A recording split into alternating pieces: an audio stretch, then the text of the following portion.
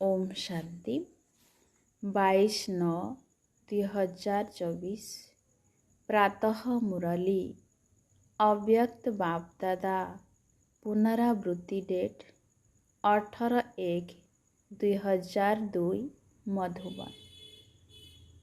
Heading line रे बाबा कहते स्नेहर शक्ति द्वारा समर्थ हुआ सर्व आत्मा को सुख शांतिर आंचुड़ी दियो। आज समर्थ पिता निजर स्मृति स्वरूप समर्थ स्वरूप पिलामानक सहित मिशिबा पई आसिछंती। आज विशेष करी चारिआडर पिलामानक भितरे स्नेहर लहड़ी उठिबारे लागिछि। पिलामाने विशेष करी ब्रह्मा बाबांकर स्मृति रे डूबी जाइछंती। एही स्नेह प्रत्येक संतानर ए ब्राह्मण जीवनर वरदान अटे। परमात्मा स्नेह ही तुम मानकु नुआ जीवन प्रदान करिछि। प्रत्येक संतान को स्नेहर शक्ति ही बाबांकर करि देइछि। एही स्नेहर शक्ति ही सबु किछि सहज करि देउछि। जेतेबेले तुमे माने स्नेहरे डूबी जाउछ सेतेबेले जे कोनोसी परिस्थिति को सहज अनुभव करुछ। बाप दादा मध्य कहउछंती जे सर्वदा स्नेहर सागर रे बुड़ी रहुथाओ, कारण स्नेह एभली छत्रछाया अटे जाहा भितरे मायार छाई मध्य पड़ी पारिबो नाही। तेणु सहजरे मायाजित होइजिबो। जेउ आत्मा निरंतर स्नेहरे बुड़ी रही थाए ताकू कौनसी कथारे मेहनत मध्य करिबाकू पड़े नाही। स्नेह सहजरे बाबांको समान करि दिए। तेणु स्नेह बदलरे किछि भी समर्पण करिबा सहज होई थाए। तेबे आज मध्य अमृत बेला ठारू प्रत्येक संतान बाबांको गଳାରେ स्नेहर माला पिंधाउथिले एवं बाबा मध्य स्नेही पिलामानक गଳାରେ स्नेहर माला पिंधाइथिले। जेपरि एही विशेष स्मृति दिवसरे अर्थात स्नेहर दिवसरे स्नेहरे ही बुड़ी रहिथिल, सेही भली सदा काल पाई बुड़ी रहुथाओ। ताहेले मेहनतर पुरुषार्थ करिबाकू पड़िबो नाही।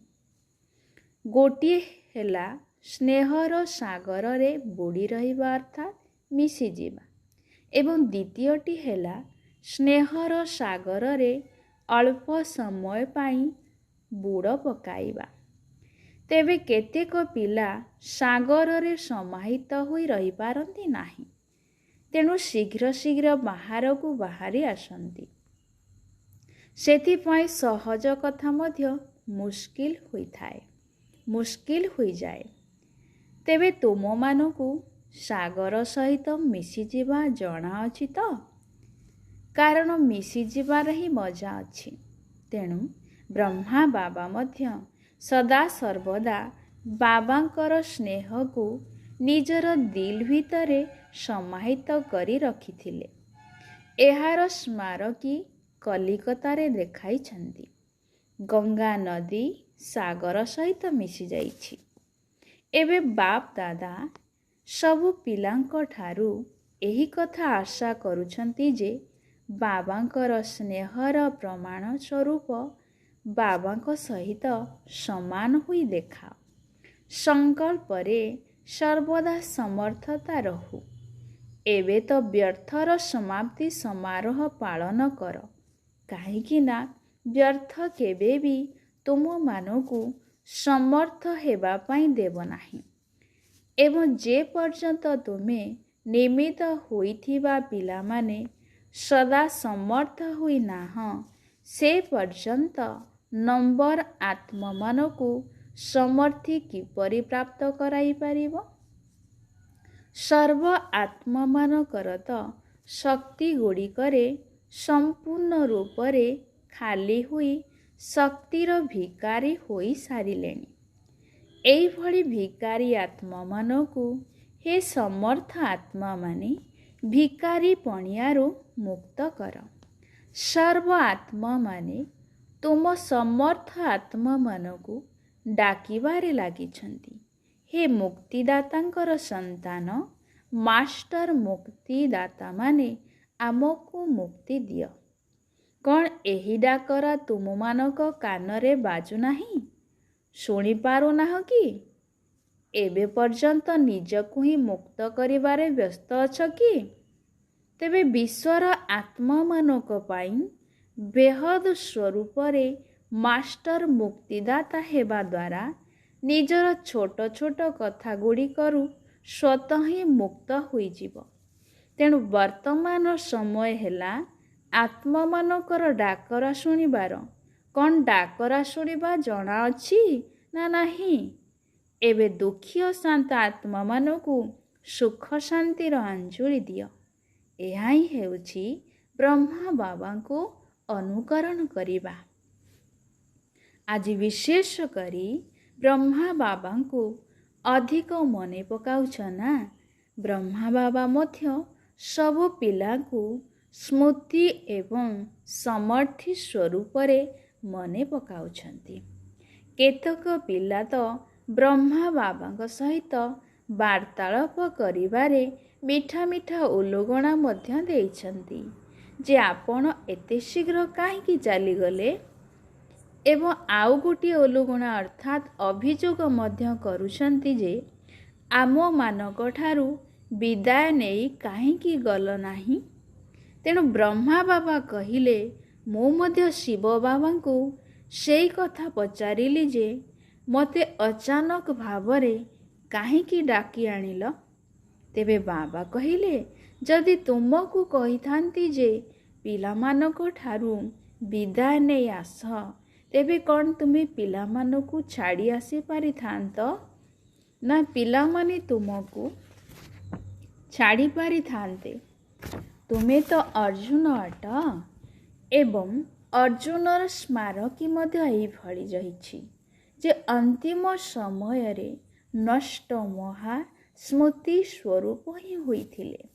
ତେଣୁ ବ୍ରହ୍ମା ବାବା ମୁରୁକି ହସି କହିଲେ ଯେ ଏହା ତ ଏକ ଚମତ୍କାରୀ ଥିଲା ଯେ ପିଲାମାନେ ମଧ୍ୟ ବୁଝିପାରିଲେ ନାହିଁ ଯେ ବାବା ଚାଲି ଯାଇଛନ୍ତି ଏବଂ ବ୍ରହ୍ମା ବାବା ମଧ୍ୟ ବୁଝିପାରିନଥିଲେ ଯେ ମୁଁ ଯାଉଛି ବୋଲି। ସମ୍ମୁଖରେ ରହି ମଧ୍ୟ ଉଭୟ ଚୁପ୍ ରହିଥିଲେ, କାହିଁକି ନା ସମୟ ଅନୁସାରେ ସନ୍ ସୁଜ୍ ଫାଦର ଅର୍ଥାତ୍ ପୁତ୍ର ଦ୍ୱାରା ପିତାଙ୍କର ପ୍ରତ୍ୟକ୍ଷତାର ପାଠ ମଧ୍ୟ ଡ୍ରାମାରେ ନିର୍ଦ୍ଧାର୍ଯ୍ୟ ଥିଲା। ଏହାକୁ ହିଁ କୁହାଯାଏ ବାଃ ଡ୍ରାମା ବାଃ। ସେବାର ପରିବର୍ତ୍ତନ ମଧ୍ୟ ନିର୍ଦ୍ଧାର୍ଯ୍ୟ ଥିଲା। ବ୍ରହ୍ମା ବାବାଙ୍କୁ ପିଲାମାନଙ୍କର ଆଧାର ମଧ୍ୟ ହେବାର ଥିଲା। ତେଣୁ ଅବ୍ୟକ୍ତ ରୂପରେ ତୀବ୍ର ଗତିର ସେବାର ପାଠ କରିବାରେ ହିଁ ଥିଲା। ଆଜି ବିଶେଷ କରି ଡବଲ ବିଦେଶୀ ପିଲାମାନେ ମିଠା ମିଠା ଉଲୁଗଣା ମଧ୍ୟ ଦେଇଛନ୍ତି। କ'ଣ ଡବଲ ବିଦେଶୀମାନେ ଉଲୁଗଣା ଦେଇଛ ନା? ଡବଲ ବିଦେଶୀମାନେ ବ୍ରହ୍ମା ବାବାକୁ କହୁଛନ୍ତି, କେବଳ ଆଉ 2-3 ବର୍ଷ ଯଦି ଆପଣ ଅଟକି ଯାଇଥାନ୍ତେ, ତେବେ ଆମେ ଆପଣଙ୍କୁ ଦେଖି ତ ପାରିଥାନ୍ତୁ। ତେଣୁ ବ୍ରହ୍ମା ବାବା ମଧ୍ୟ ହସି ହସି କହିଲେ, ତେବେ ଡ୍ରାମା ସହିତ କଥାବାର୍ତ୍ତା କର। ଡ୍ରାମା ଏପରି କାହିଁକି କରିଲା? କିନ୍ତୁ ଏହା ତ ଲାଷ୍ଟ ସୋ ଫାଷ୍ଟ, ଅର୍ଥାତ୍ ଶେଷରେ ଆସିଥିବା ପିଲାମାନଙ୍କୁ ତୀବ୍ର ଗତିରେ ପୁରୁଷାର୍ଥ କରି ଆଗକୁ ଯିବାର ଉଦାହରଣ ହେବାର ଥିଲା, ଚାହେ ଭାରତରେ ଚାହେ ବିଦେଶରେ। ସେଥିପାଇଁ ତୁମେମାନେ ଏବେ ଲାଷ୍ଟ ସୋ ଫାଷ୍ଟର ପ୍ରତ୍ୟକ୍ଷ ପ୍ରମାଣ ଦେଖାଅ। ଯେପରି ଆଜିର ଦିନକୁ ସମର୍ଥ ଦିବସ ରୂପରେ ପାଳନ କରିଲ, ସେହିପରି ଏବେ ପ୍ରତ୍ୟେକ ଦିନ ସମର୍ଥ ଦିବସ ହେଉ। କୌଣସି ପ୍ରକାର ହଲଚଲ ନ ହେଉ।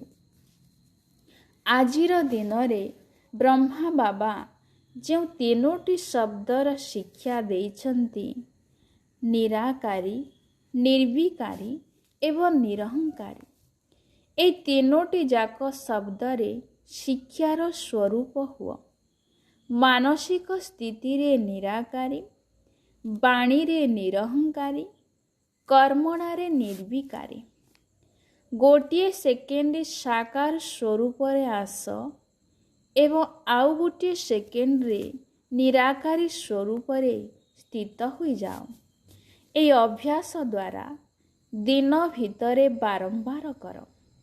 ଏଭଳି ନୁହେଁ ଯେ କେବଳ ଯୋଗ କରିବା ପାଇଁ ବସିଲେ ଯାଇ ନିରାକାରୀ ସ୍ଥିତିରେ ସ୍ଥିତ ହେଉଥିବ, ବରଂ ମଝିରେ ମଝିରେ ସମୟ ବାହାର କରି ଏହି ଦୈହିକ ସ୍ମୃତିଠାରୁ ନ୍ୟାରା ହୋଇ ନିରାକାରୀ ଆତ୍ମା ସ୍ୱରୂପରେ ସ୍ଥିତ ହେବାର ଅଭ୍ୟାସ କର। ଯେକୌଣସି କାର୍ଯ୍ୟ କରୁଥିବା ସମୟରେ ମଧ୍ୟ ଏହି ଅଭ୍ୟାସ କର ଯେ ମୁଁ ନିରାକାର ଆତ୍ମା ଏହି ସାକାର କର୍ମେନ୍ଦ୍ରିୟମାନଙ୍କ ଦ୍ୱାରା କର୍ମ କରାଉଛି। ତେବେ ନିରାକାରୀ ସ୍ଥିତି ହିଁ କରାଇବା ବାଲା ଅର୍ଥାତ୍ ନିର୍ଦ୍ଦେଶ କର୍ତ୍ତାର ସ୍ଥିତି ଅଟେ। କର୍ମେନ୍ଦ୍ରିୟ ଗୁଡ଼ିକ କରିବା ବାଲା କର୍ମକର୍ତ୍ତା ଅଟନ୍ତି ଏବଂ ଆତ୍ମା ନିର୍ଦ୍ଦେଶକର୍ତ୍ତା ଅଟେ। ତେଣୁ ନିରାକାରୀ ଆତ୍ମସ୍ଥିତି ଦ୍ୱାରା ନିରାକାରୀ ପିତା ସ୍ୱତଃ ହିଁ ମନେ ପଡ଼ିଥାନ୍ତି। ଯେପରି ବାବା ନିର୍ଦ୍ଦେଶକର୍ତ୍ତା ଅଟନ୍ତି, ସେହିପରି ମୁଁ ଆତ୍ମା ମଧ୍ୟ ନିର୍ଦ୍ଦେଶକର୍ତ୍ତା ଅଟେ। ତାହା ହେଲେ କେବେ ବି କର୍ମର ବନ୍ଧନରେ ବାନ୍ଧି ହେବ ନାହିଁ। ସେଥିରୁ ସର୍ବଦା ନ୍ୟାରା ରହିବ, କାହିଁକି ନା କର୍ମର ବନ୍ଧନରେ ବାନ୍ଧି ହେବା ନାହିଁ। ସେଥିରୁ ନ୍ୟାରା ରହିବା କାହିଁକି ନା କର୍ମର ବନ୍ଧନରେ ବାନ୍ଧି ହେବା ଦ୍ୱାରା ହିଁ ସମସ୍ୟା ଗୁଡ଼ିକ ଆସିଥାଏ। ତେଣୁ ସାରା ଦିନ ଭିତରେ ଚେକ୍ କର ଯେ ମୁଁ ନିର୍ଦ୍ଦେଶକର୍ତ୍ତା ଆତ୍ମା ହୋଇ କର୍ମ କରାଉଛି ତ? ଆଚ୍ଛା, ଏବେ ସର୍ବ ଆତ୍ମାକୁ ବାବାଙ୍କ ଠାରୁ ମୁକ୍ତି ପ୍ରାପ୍ତ କରାଇବାର ମେସିନାରୀକୁ ତୀବ୍ର କର। ଆଚ୍ଛା, ଏହି କଳ୍ପରେ ଯେଉଁମାନେ ପ୍ରଥମ ଥର ପାଇଁ ଆସିଛନ୍ତି ସେମାନେ ହାତ ଉଠାଅ। ଆଚ୍ଛା, ତେବେ ନୂଆ ନୂଆ ପିଲାମାନଙ୍କୁ ବାପ ଦାଦା ବିଶେଷ ୟାଦ ପ୍ୟାର ଦେଉଛନ୍ତି ଯେ ସମୟ ଅନୁସାରେ ବାବାଙ୍କୁ ଚିହ୍ନି ତାଙ୍କଠାରୁ ସମ୍ପତ୍ତି ନେବାର ଅଧିକାରୀ ହୋଇଯାଇଛ। ତେଣୁ ସର୍ବଦା ନିଜର ଏହି ଭାଗ୍ୟକୁ ମନେ ରଖିଥିବ ଯେ ମୁଁ ବାବାଙ୍କୁ ଚିହ୍ନି ଯାଇଛି। ଆଚ୍ଛା, ଡବଲ ବିଦେଶୀମାନେ ହାତ ଉଠାଅ। ବହୁତ ଭଲ। ଡବଲ ବିଦେଶୀମାନଙ୍କୁ ବାପ ଦାଦା କହୁଛନ୍ତି ଯେ ଏମାନେ ବ୍ରହ୍ମାଙ୍କର ସଂକଳ୍ପର ବଂଶାବଳୀ ଅଟନ୍ତି। ଗୋଟିଏ ହେଲା ପ୍ରତ୍ୟକ୍ଷରେ ମୁଖ ଦ୍ୱାରା ଜନ୍ମ ନେଇଥିବା ବଂଶାବଳୀ ଏବଂ ଦ୍ୱିତୀୟରେ ହେଲା ସଂକଳ୍ପ ଦ୍ୱାରା ରଚନା ହୋଇଥିବା ବଂଶାବଳୀ। ତେବେ ସଂକଳ୍ପ ଶକ୍ତି ବହୁତ ମହାନ ଅଟେ। ଯେପରି ସଂକଳ୍ପର ଶକ୍ତି ତୀବ୍ର ଗତିଶୀଳ ଅଟେ, ସେହିପରି ତୁମର ରଚନା ଡବଲ ବିଦେଶୀମାନେ ମଧ୍ୟ ତୀବ୍ର ପୁରୁଷାର୍ଥ ଦ୍ୱାରା ତୀବ୍ର ଗତିରେ ପ୍ରାରବ୍ଧ ଅନୁଭବ କରୁଛନ୍ତି। ସେଥିପାଇଁ ସାରା ବ୍ରାହ୍ମଣ ପରିବାରରେ ଡବଲ ବିଦେଶୀମାନେ ଡବଲ ଗେହ୍ଲା ଅଟନ୍ତି। ଭାରତର ଭାଇ ଭଉଣୀମାନେ ତୁମମାନଙ୍କୁ ଦେଖି ଖୁସି ହେଉଛନ୍ତି। ବାଃ, ଡବଲ ବିଦେଶୀ ବାଃ। ତେବେ ଡବଲ ବିଦେଶୀମାନଙ୍କୁ ମଧ୍ୟ ଖୁସି ଲାଗୁଛି ନା? କେତେ ଖୁସି ଲାଗୁଛି? ବହୁତ ଖୁସି ଲାଗୁଛି ନା? ତେବେ ଏଭଳି କୌଣସି ଜିନିଷ ନାହିଁ ଯାହା ସହିତ ତୁଳନା କରାଯାଇପାରିବ। ତେବେ ଏହାକୁ ତ ଡବଲ ବିଦେଶରେ ଅର୍ଥାତ୍ ଫରେନ୍ରେ ମଧ୍ୟ ଶୁଣୁଛନ୍ତି ଏବଂ ଦେଖୁଛନ୍ତି। ବହୁତ ଭଲ କଥା। ତେବେ ବିଜ୍ଞାନର ଏହିସବୁ ଉପକରଣ ଗୁଡ଼ିକୁ ମଧ୍ୟ ତୁମମାନଙ୍କୁ ବେହଦ ବିଶ୍ୱର ସେବା କରିବାରେ ବହୁତ ସହଯୋଗ ଦେବେ ଏବଂ ବହୁତ ସହଜରେ ସେବା ମଧ୍ୟ କରାଇବେ। ତୁମମାନଙ୍କର ସ୍ଥାପନା କାର୍ଯ୍ୟ ସହିତ ବିଜ୍ଞାନର ତୀବ୍ର ଗତିର ଉନ୍ନତିର ମଧ୍ୟ ସମ୍ପର୍କ ରହିଛି। ଆଚ୍ଛା, ସବୁ ପାଣ୍ଡବମାନେ ସମର୍ଥ ଅଟ ତ? ଦୁର୍ବଳ ତ ନୁହେଁ ନା? ସମସ୍ତେ ସମର୍ଥ ଅଟ ନା? ଏବଂ ଶକ୍ତିମାନେ ମଧ୍ୟ ବାବାଙ୍କ ସମାନ ଅଟ ନା? ଶକ୍ତି ସେନା ଅଟ, ତେଣୁ ଶକ୍ତିମାନଙ୍କର ଶକ୍ତି ମାୟାଜିତ କରିଦେଉଛି। ଆଚ୍ଛା, ଆଜି ବିଶେଷ କରି ଶୃଙ୍ଗାର କରିବା ବାଲା ମଧ୍ୟ ଆସିଛନ୍ତି। କଲିକତାର ଭାଇ ଭଉଣୀମାନେ ସୁନ୍ଦର ସୁନ୍ଦର ଫୁଲ ନେଇ ଆସିଛନ୍ତି ଏବଂ ମଧୁବନ ସବୁ ସ୍ଥାନ ଗୁଡ଼ିକୁ ବହୁତ ଭଲ ଭାବରେ ଫୁଲରେ ସଜାଇ ଦେଇଛନ୍ତି। ଏହା ମଧ୍ୟ ସ୍ନେହର ପ୍ରତୀକ ଅଟେ। ବହୁତ ଭଲ କଥା, ଯାହାକି ନିଜର ସ୍ନେହର ପ୍ରମାଣ ଦେଇଛ।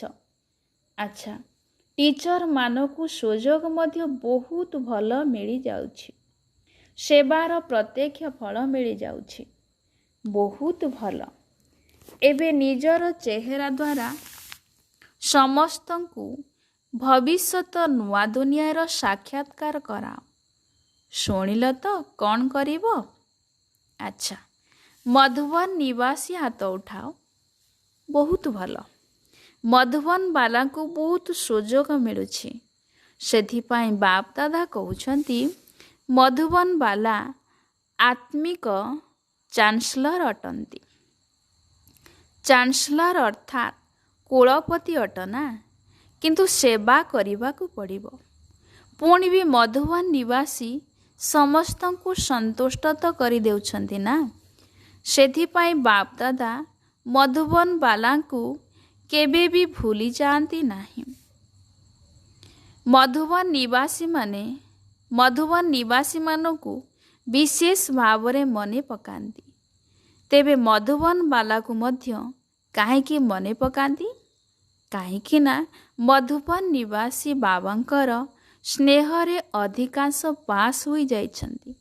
ଅଧିକାଂଶ ପିଲାଙ୍କର ବାବାଙ୍କ ସହିତ ଅତୁଟ ସ୍ନେହ ରହିଛି। କମ୍ ସ୍ନେହ ନାହିଁ। ମଧୁବନ ବାଲା ତ ବହୁତ ଭଲ ଅଟନ୍ତି। ଇନ୍ଦୋର ଜୋନ୍ର ସେବାଧାରୀ ଆସିଛନ୍ତି। ଇନ୍ଦୋର ଜୋନ୍ ବାଲା ହାତ ଉଠାଅ। ବହୁତ ଆସିଛନ୍ତି। ଭଲ କଥା। ସେବା କରିବା ଅର୍ଥ ନିକଟକୁ ଆସିବାର ଫଳ ଖାଇବା। ସେବାରେ ସୁଯୋଗ ନେବା ଅର୍ଥ ପୁଣ୍ୟର ଖାତା ଜମା କରିବା, ଆଶୀର୍ବାଦ ଜମା କରିବା। ତେବେ ସବୁ ସେବାଧାରୀମାନେ ନିଜ ନିଜର ପୁଣ୍ୟର ଖାତା ଜମା କରିଛନ୍ତି। ଏହିଭଳି ଆଶୀର୍ବାଦ ବା ପୁଣ୍ୟ ଲିଫ୍ଟ ଭଳି କାର୍ଯ୍ୟ କରିଥାଏ, ଅର୍ଥାତ୍ ଅତିରିକ୍ତ ସହଯୋଗ ଦେଇଥାଏ। ଆଚ୍ଛା, ଦେଶ ଭିତରେ ହେଉ ବା ଦେଶର ବିଦେଶରେ ହେଉ, ଯେଉଁମାନେ ଦୂରରେ ବସିଥିଲେ ମଧ୍ୟ ନିକଟରେ ଅଛନ୍ତି, ସେହି ସମସ୍ତ ପିଲାମାନଙ୍କୁ ବାପ ଦାଦା ସ୍ନେହପୂର୍ଣ୍ଣ ଦିବସର ପ୍ରତିଦାନ ସ୍ୱରୂପ ପଦ୍ମଗୁଣ ସ୍ନେହପୂର୍ଣ୍ଣ ଶୁଭେଚ୍ଛା ଦେଉଛନ୍ତି। ବାପ ଦାଦା ଦେଖୁଛନ୍ତି ଯେ ଘଣ୍ଟାରେ କେଉଁଠି କେତେ ସମୟ ହୋଇଥିଲେ ମଧ୍ୟ ପିଲାମାନେ ଜାଗ୍ରତ ଜ୍ୟୋତି ହୋଇ ଅକ୍ଳାନ୍ତ ଭାବରେ ଶୁଣିବାରେ ଲାଗିଛନ୍ତି ଏବଂ ଖୁସି ହେଉଛନ୍ତି। ବାପ ଦାଦା ତ ପିଲାମାନଙ୍କର ଖୁସିକୁ ହିଁ ଦେଖୁଛନ୍ତି। କୁହ, ସମସ୍ତେ ଖୁସି ମନରେ ନାଚୁଛ ନା? ସମସ୍ତେ ମୁଣ୍ଡ ହଲାଉଛନ୍ତି। ହଁ ବାବା। ଜନକ ବଚି ମଧ୍ୟ ବହୁତ ମିଠା ମିଠା ହସୁଛି। ଏମିତି ତ ସମସ୍ତଙ୍କ କଥା ବାବାଙ୍କର ମନେ ଅଛି, କିନ୍ତୁ କେତେ ଜଣଙ୍କର ନାମ କହିପାରିବୁ? ପିଲାମାନେ ତ ଅନେକ ଅଛନ୍ତି। ସେଥିପାଇଁ ବାପ ଦାଦା କହୁଛନ୍ତି ପ୍ରତ୍ୟେକ ସନ୍ତାନ ନିଜ ନିଜ ନାମ ସହିତ ବ୍ୟକ୍ତିଗତ ଭାବରେ ୟାଦ ପ୍ୟାର ସ୍ୱୀକାର କରୁଛନ୍ତି ଏବଂ କରି ଚାଲିଥାଉ। ଏବେ ଗୋଟିଏ ସେକେଣ୍ଡ ଭିତରେ ନିରାକାରୀ ସ୍ଥିତିରେ ସ୍ଥିତ ହୋଇଯାଅ। ବାପ ଦାଦା ଡ୍ରିଲ୍ କରାଇଲେ। लिविंग भैल्यूज अर्थात जीवन मूल्य कार्यक्रमर ट्रेनिंग चली। यह बहुत भल सेवार साधन अटे।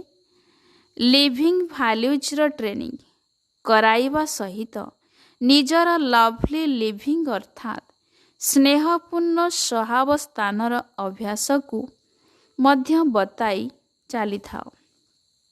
अच्छा, बाप दादा आजी गोलजार बच्ची को गोटे कथा कहूथिले, विशेष भावरे अभिनंदन मध्य देउथिले जे ब्रह्माकर शरीर हेबार सेवा जेउ भली भावरे एही रथ 33 वर्ष पूरण करिछि ताहा मध्य बच्चीर ड्रामारे पार्ट रहिछि।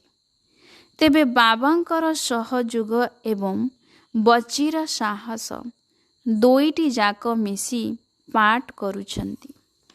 अच्छा, सर्वदा स्नेहर सागर रे समाहित होइथिबा, सर्वदा लव रे अर्थात स्नेहरे लवलीन होई रहुथिबा, सर्वदा निर्देशकर्ता आत्मा स्वरूप रे स्थित रहुथिबा, सर्वदा तीनोटी जाक शब्दर शिव मंत्र को प्रत्येक जीवन रे धारण करुथिबा, सर्वदा पितांक समान मास्टर मुक्तिदाता होई विश्वर आत्मा मानकु मुक्ति प्रदान करुथिबा, समस्त सर्वश्रेष्ठ आत्मा मानकु बाप दादांकर स्नेह संपन्न शुभेच्छा एवं नमस्ते। बच्चों की ओर से बाप दादा को याद प्यार गुड मॉर्निंग, नमस्ते नमस्ते नमस्ते। दादीजी सहित आजिर दिन रे विशेष करी बाबा पिलामानकु विश्व सम्मुखरे प्रत्यक्ष करिसेंती। बाबा निर्देशकर्ता होई एवं पिलामानकु कर्मकर्ता रूपरे प्रत्यक्ष करिले। यह बहुत भल कथा। एभली स्नेहर लहड़ी समस्तंको निज भितरे समाहित करि देउछि। अच्छा, शरीर को चलाइबार विधि जानिगलଣି ना। शरीर को चलाउ चलाउ दिने बाबा को समान अव्यक्त होइजिव। यार सहज पुरुषार्थ है आशीर्वाद नेवा। सारा दिन भितरे केही भी जेपरी नाराज न हेउ, समस्तंक ठारू आशीर्वाद मिलू। यह ही हेउछि फास्ट क्लास पुरुषार्थ। सहज मध्य अटे, फास्ट क्लास मध्य अटे। ठीक अछि ना। शरीर किपरि भी होई थाउ किंतु आत्मा शक्तिशाली अटे ना। तेबे तुमे माने 14 वर्ष धरी जो तपस्या करिछ से तपस्यार बल सेवा कराउछि। एबे तो तुमर बहुत साथी होई गेलेनी, बहुत भल भल सेवार साथी अछंती। बास तुमको देखी खुशी हेउछंती, एतिकी मध्य बहुत अटे। ठीक अछि। वरिष्ठ भाई मानक सहित ड्रामा अनुसारे सेवार जो सबु योजना गुड़िक हेउछि ताहा बहुत भल हेउछि एवं समस्ते सबुबले संगठन भितरे प्रत्येकंक ठारू स्नेह वा आशीर्वाद नेबा पाई बालक तथा मालिकर पाठ को पक्का करी परस्पर को आग को बढ़ाइबा सहित परस्पर विचार को सम्मान देई जदि आग को बढ़ी चलिबो तेबे सफलता ही सफलता मिली चलिबो, अर्थात सफलता निश्चिंत मिलिबो। किंतु एबे जेउ माने निमित्त आत्मा माने अछंती सेमानकु विशेष भावरे स्नेहपूर्ण संबंधरे आनिबा अर्थ समस्तंकर पुरुषार्थ को तीव्र करिबा। तेबे स्नेहर अर्थ हैला निस्वार्थ स्नेह। जेउठी निस्वार्थ स्नेह रहिछि सेठारे परस्पर को सम्मान देबे मध्य एवं नेबे मध्य। वर्तमान समय स्नेहर मालारे समस्तंको गुंथि देवा, एहा ही हेउछि ବିଶେଷ ଆତ୍ମାମାନଙ୍କର କାର୍ଯ୍ୟ ଏବଂ ଏହାଦ୍ୱାରା ହିଁ ତୁମମାନଙ୍କର ସ୍ନେହ ସେମାନଙ୍କର ସଂସ୍କାରକୁ ମଧ୍ୟ ପରିବର୍ତ୍ତନ କରିଦେଇପାରିବ। ଜ୍ଞାନ ତ ସମସ୍ତଙ୍କ ପାଖରେ ଅଛି, କିନ୍ତୁ ତୁମର ନିଃସ୍ୱାର୍ଥ ସ୍ନେହ ଯେକୌଣସି ସଂସ୍କାରବାଲାଙ୍କୁ ନିକଟକୁ ଆଣିପାରିବ। କେବଳ ସ୍ନେହର ଦୁଇଟି ଶବ୍ଦ ମଧ୍ୟ ସଦାକାଳ ପାଇଁ ସେମାନଙ୍କର ଜୀବନର ସାହାରା ହୋଇପାରିବ। ନିଃସ୍ୱାର୍ଥ ସ୍ନେହ ଶୀଘ୍ରରୁ ଶୀଘ୍ର ମାଳା ପ୍ରସ୍ତୁତ କରି ଦେଇପାରିବ। ବ୍ରହ୍ମା ବାବା ମଧ୍ୟ କ'ଣ କରିଛନ୍ତି? ସ୍ନେହ ଦ୍ୱାରା ହିଁ ନିଜର କରିନେଇଛନ୍ତି ନା। ତେଣୁ ଆଜି ସମସ୍ତଙ୍କୁ ଏହାର ଆବଶ୍ୟକତା ରହିଛି। ଏହା ଠିକ୍ କଥା ନା? ସୁନିପତର ସେବା ପାଇଁ ମିଟିଂ ଚାଲିଛି। ସେଠାରେ ଅନୁଭୂତି କରାଇବା ପାଇଁ ସାଧନ ଗୁଡ଼ିକର ଉପଯୋଗ କିପରି କରାଯିବ ସେବାର ତ ଯୋଜନା ତ ପ୍ରସ୍ତୁତ କରୁଛ, କିନ୍ତୁ ପ୍ରତ୍ୟେକଙ୍କର ସଂକଳ୍ପକୁ ଏବଂ ବିଚାରକୁ ଦୃଷ୍ଟିରେ ରଖି ଯେଉଁ କଥା ଅଧିକାଂଶ ଆତ୍ମାଙ୍କ ଦ୍ୱାରା ସ୍ୱୀକାର ହେଉଥିବ ତାହା କର। ତେବେ ଶ୍ରେଷ୍ଠ ଅନୁଭୂତି ସେତେବେଳେ ହୋଇପାରିବ ଯେତେବେଳେ ତୁମେ ନିଜେ ଅନୁଭୂତି ସ୍ୱରୂପ ହୋଇଯିବ। ଆଚ୍ଛା, ଆଜି ବରଦାତା ବାବାଙ୍କର ବରଦାନ। ଦୃଢ଼ତାର ଶକ୍ତି ଦ୍ୱାରା ସଫଳତା ପ୍ରାପ୍ତ କରୁଥିବା ତ୍ରିକାଳଦର୍ଶୀ ଆସନଧାରୀ ହୁଅ। ଦୃଢ଼ତାର ଶକ୍ତି ଶ୍ରେଷ୍ଠ ଶକ୍ତି ଅଟେ, ଯାହାକି ଅବହେଳା ପଣିଆର ଶକ୍ତିକୁ ସହଜରେ ପରିବର୍ତ୍ତନ କରିଦେଇଥାଏ। ବାପ ଦାଦାଙ୍କର ବରଦାନ ହେଲା, ଯେଉଁଠି ଦୃଢ଼ତା ରହିଛି ସେଠାରେ ସଫଳତା ମଧ୍ୟ ନିଶ୍ଚିନ୍ତ ରହିଛି। କେବଳ ଯେଉଁଭଳି ସମୟ ସେହିଭଳି ବିଧି ଦ୍ୱାରା ସିଦ୍ଧି ସ୍ୱରୂପ ହୁଅ। ଯେକୌଣସି କାର୍ଯ୍ୟ କରିବା ପୂର୍ବରୁ ତାର ଆଦି ମଧ୍ୟ ଅନ୍ତକୁ ଭାବିଚିନ୍ତି କାର୍ଯ୍ୟ କର ଏବଂ କରାଅ, ଅର୍ଥାତ୍ ତ୍ରିକାଳଦର୍ଶୀ ଆସନଧାରୀ ହୁଅ। ତାହେଲେ ଅବହେଳା ପଣିଆ ସହଜରେ ସମାପ୍ତ ହୋଇଯିବ। ଯଦି ସଂକଳ୍ପ ରୂପୀ ବୀଜ ଶକ୍ତିଶାଳୀ ଏବଂ ଦୃଢ଼ତା ସମ୍ପନ୍ନ ହୋଇଥିବ, ତେବେ ବାଣୀରେ ଏବଂ କର୍ମରେ ସହଜରେ ସଫଳତା ମିଳିଯିବ। ସ୍ଲୋଗାନରେ ବାବା କହୁଛନ୍ତି, ସର୍ବଦା ନିଜେ ସନ୍ତୁଷ୍ଟ ରହି ସମସ୍ତଙ୍କୁ ସନ୍ତୁଷ୍ଟ କରିବା ବାଲା ହିଁ ସନ୍ତୁଷ୍ଟ ମଣି ଅଟନ୍ତି। ଆଚ୍ଛା, ଓମ୍ ଶାନ୍ତି।